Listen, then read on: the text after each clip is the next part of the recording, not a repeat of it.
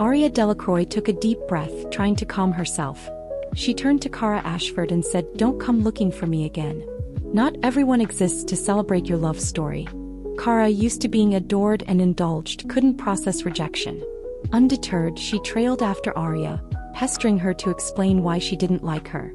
As they walked deeper into a quiet alley, Aria stopped abruptly, ready to tell her off. But her words caught in her throat when she saw Cara suddenly get tackled from behind. "That's her, Talon's fiancée. Grab her. Talon will pay big bucks to get her back. This one too, might be worth something." Before Aria could scream, a cloth bag was pulled over her head, and she was hauled into a van. Aria woke up to find herself tied to a rickety chair in an abandoned warehouse. Cara Ashford was nearby, equally bound, crying and cursing. "Do you even know who I am?" she shouted. "My brother will make sure you all rot in prison." One of the kidnappers, a wiry man with monkey-like features, slapped her hard across the face. "Shut up or I'll tear your clothes off." Cara wailed even louder. The kidnappers didn't dare harm her too much, though. They knew messing with the Ashford family, especially Xavier Ashford, was dangerous. They tossed a phone into Cara's lap. "Call your fiancé. Tell him we want $20 million. No less, and he'd better come alone. If he tries anything stupid, you both die." Cara, trembling, dialed Talon's number. At the Ashford estate, the air was tense. Cara's kidnapping had thrown everyone into a panic.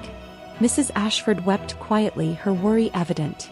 Xavier Ashford and Talon stood by, waiting anxiously for the call. Finally, after 2 hours, the phone rang. Cara sobbed through the line, explaining the kidnappers' demands. Talon soothed her with gentle reassurances. On the other end, Cara began to calm down, feeling a renewed sense of trust in her fiancé.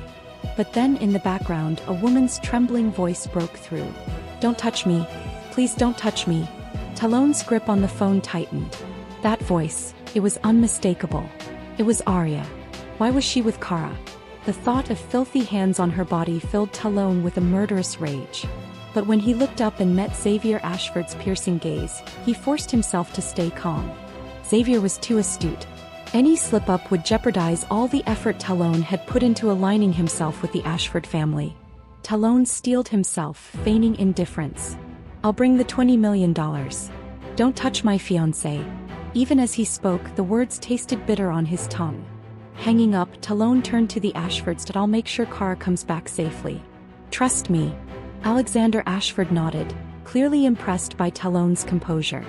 As Talon drove off, the Ashford family gathered in the living room. Mrs. Ashford hesitated before speaking. "I thought I heard Ms. Delacroix's voice on the call." "Xavier, did you?" Xavier picked up his car keys, his tone calm. "I'll check it out."